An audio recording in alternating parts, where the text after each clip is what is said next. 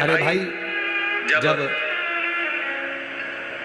तारकासुर की माता ने, कल की कथा में था वारंगी, तारकासुर की माता वारंगी ने जब वारंगी ने अपने बेटे से कहा कि ऋषिवर बोले हैं, गुरुवर बोले हैं कि ब्राह्मण को भोजन कराना है, पिता के निमित्त कराना है, बजरंगासुर के अनुसार उसकी मुक्ति के लिए, उसकी गति के लिए हमें ब्राह्मण का भोजन कराना है। तो तारकासुर कहते हैं, माँ कौन ब्राह्मण हमारे यहाँ भोजन करने के लिए?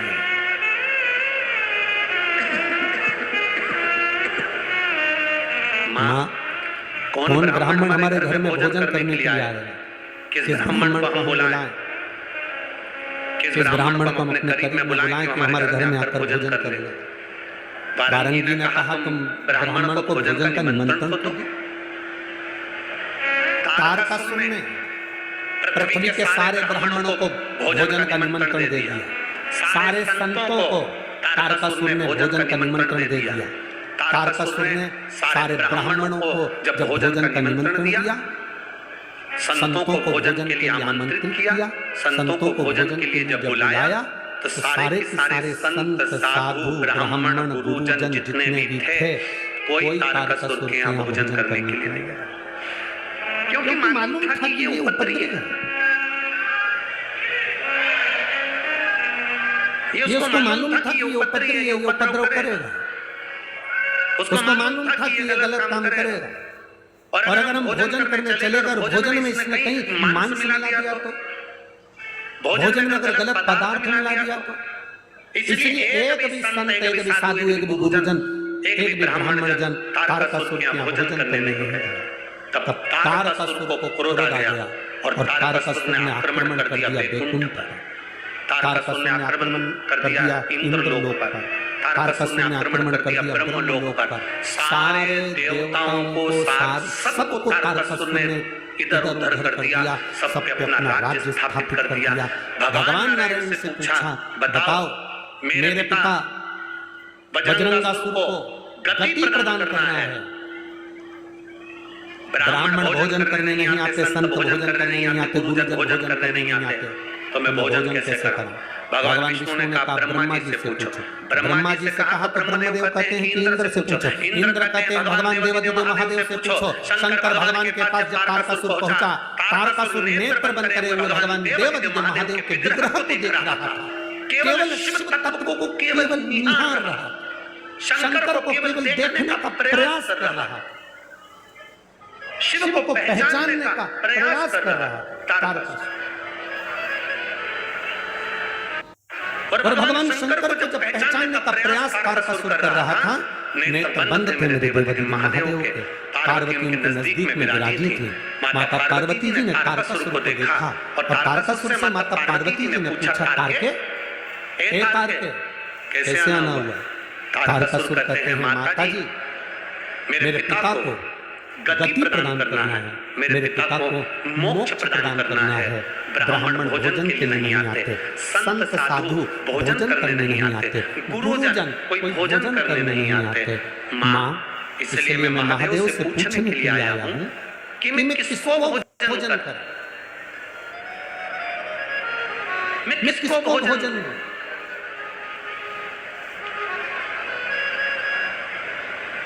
मैं किसको गति प्रदान करूं? पार्वती मैया मौन, चुप हो, एकदम मौन। और माता पार्वती जब मौन हुई, तारकासुर ने विचार करा, मैं महादेव जब तक नेत्र नहीं खोलते तब तक मैं उनकी आराधना करूं। शिव नाम का जाप तारकासुर ने किया। तारकासुर ने जब शिव नाम का जाप करना प्रारंभ करा, भगवान शंकर को रिझाना प्रारंभ करा, भगवान देवादिदेव महादेव राजी नहीं हुए।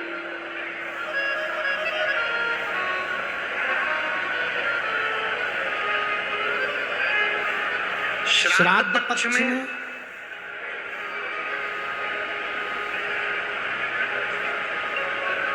मासिक शिवरात्रि आती है। बोलो आती नहीं आती? अरे जम के बोलो, आती है। श्राद्ध पक्ष में मासिक शिवरात्रि आती है। शायद 13 अक्टूबर की पढ़ना चाहिए। मासिक श्राद्ध पक्ष। तारकासुर को मालूम नहीं पड़ा कि कैसे दिन निकलते गए। एक श्वेत पुष्प तारकासुर तोड़ कर लेकर आया। श्वेत पुष्प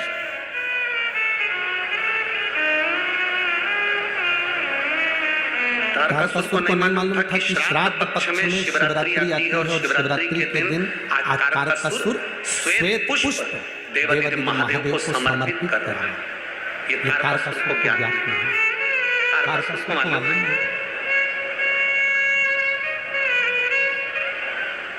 पहले तो लोग केवल एक शिवरात्रि को जानते थे भाई। बोलो सही है कि गलत? केवल एक शिवरात्रि माघ महीने की जानते थे कि महाशिवरात्रि होती है। शिव महापुराण की कथा धीरे धीरे सुनते शिवरात्रि के महत्व को लोग जाने। एक पत्र आया है, देखिए।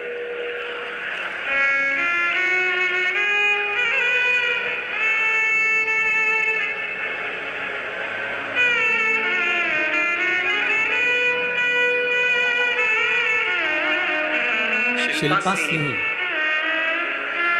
कुन्हाड़ी, कोटा, राजस्थान से हैं। आप ही हैं? दोनों हाथ लगा बाबा। श्री शिवाय नमस्तुभ्यम। मेरा नाम शिल्पा है गुरुदेव। मैं शिव महापुराण की कथा दिसंबर 2022 से सुन रही हूँ। गुरुदेव, मैंने सरकारी नौकरी के लिए कई प्रयास किए परंतु सफलता प्राप्त न हो सकी। मैंने कथा में पशुपतिनाथ के व्रत के बारे में सुना और आप जो शिवरात्रि का वर्णन करते हो, शिवरात्रि का अभिषेक का भाव प्रकट किया। दुनिया के लोग कहते हैं ऑनलाइन शिवरात्रि पूजन से कोई फल मिलता है। मैं कहती हूँ गुरुदेव, आप बैठकर कराते हो उसका फल होता है। एक लोटा जल चढ़ाना, पूजन करना, मेरे बाबा का कृपा का क्या वर्णन करूं गुरुदेव। आप कहते हो कि बाबा सुनता है और जल्दी ही श्रवण करता है। गुरुदेव, जब 3 महीने पूरे निकल गए बाबा का अभिषेक पूजन करे हुए तो मेरे मन में थोड़ा सा विस्मय आया, क्या भोले बाबा मेरी नहीं सुनेंगे? केवल 3 महीने 4 दिन ऊपर हुए थे गुरुदेव और बाबा की कृपा से राजस्थान पुलिस में सरकारी नौकरी बाबा की कृपा से प्राप्त हुई। ये शिव कथा, ये आनंद कथा। शिल्पा सिंह, कुन्हाड़ी, कोटा, राजस्थान। बैठो बाबू। श्री शिवाय नमस्तुभ्यम। एक पत्र बड़ा सुंदर आया है।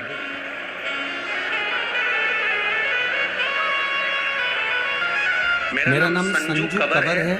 मैं छावनी कोटा की रहने वाली हूँ। कई बैठी हैं संजू कबर। मेरा नाम संजू कबर है। मैं छावनी कहीं बैठी हूँ तो हाथ हिला सकती हूँ। दिख गई क्या? कहाँ बैठी हैं? हाथ हिलाओ एक बार। हाँ ठीक है, दिख गए, ठीक है। एक बार वापस हिला दो हाथ। एक बार वापस हाथ हिलाओ। हाँ जी। मेरा नाम संजू कबर है। मैं छावनी कोटा की रहने वाली हूँ। मेरा मोबाइल नंबर ये है गुरुदेव। भोले बाबा का मैं क्या वर्णन करूं? गुरुजी, प्रत्येक महीने शिवरात्रि आती है। शिवरात्रि का मैं गुणगान क्या कर सकता हूं? एक लोटा जल सारी समस्या का हल है गुरुदेव। 2020 की बात है। मेरी बेटी के चेस्ट में 2 इंच की गांठ हो गई। जो 4-5 डॉक्टरों को दिखाया, बड़े-बड़े हॉस्पिटल में, जयपुर आदि, पुणे आदि सब हॉस्पिटलों में दिखाया तो डॉक्टरों ने कैंसर की गठान बताई। कैंसर की गठान बताई, ऑपरेशन होना था। डॉक्टर के हिसाब से जहां चेस्ट में गठान थी वहां से गांठ को निकालकर चेस्ट को काटना था। बेटी की आंख में आंसू था कि बेटी का चेस्ट कैसे कटवा देंगे। और गठान भी बड़ी बता रहे हैं डॉक्टर और कैंसर की बता रहे हैं। जितनी जांचें हुई इसकी सारी जांच कैंसर की रही और सारी जांचों में चेस्ट को काटना बताया। अब करें क्या? तब किसी ने कहा आप ऑपरेशन कराने जाओ, मना नहीं, पर एक बार भोलेनाथ जी का पशुपति व्रत करो और महीने की शिवरात्रि आती है, एक लोटा जल चढ़ाकर बाबा से विनती करो, गुरुदेव शिव जी का मैं क्या वर्णन करूं, रोज जल चढ़ाकर बेटी को देती, चेस्ट पर लगाती, आचमन करती, बेलपत्र खाती। दूसरी बार डॉक्टर को दिखाने के लिए हम वापस गए तो जिन डॉक्टरों ने इसको कैंसर बताया था वही डॉक्टर बोलते हैं इसका चेस्ट नहीं काटना पड़ेगा, केवल गठान निकलेगी और गांठ में कैंसर नहीं है, ये बाबा ने वर्णन कर दिया। गुरुदेव गठान निकल गई, चेस्ट नहीं कटा, पर थोड़े के दिन बाद बेटी को फिर वहीं पर गांठ हो गई। जब गांठ हुई तब वापिस डॉक्टर को दिखाने के लिए गए और बेटी को बेलपत्र खिलाकर लेकर गए। बाबा का मैं क्या गुणगान करूं, हॉस्पिटल में बेटी के चेस्ट से वो गांठ गायब थी और बेटी को कैंसर नहीं था। मैं बाबा को यहाँ नमन करने के लिए एक बार हाथ हिला दो बहन, श्री शिवाय नमस्ते। देखिए शिव तत्व इसी को कहते हैं। आप आते जरूर हो कथा के अंदर, आप पहुंचते जरूर हो शिव महापुराण की कथा को सुनने के लिए, पर आपसे निवेदन केवल इतना है कि दिल से सुन लेना, वो दिल से आपको लुटा कर चले जाएगा, दिल से लुटा कर।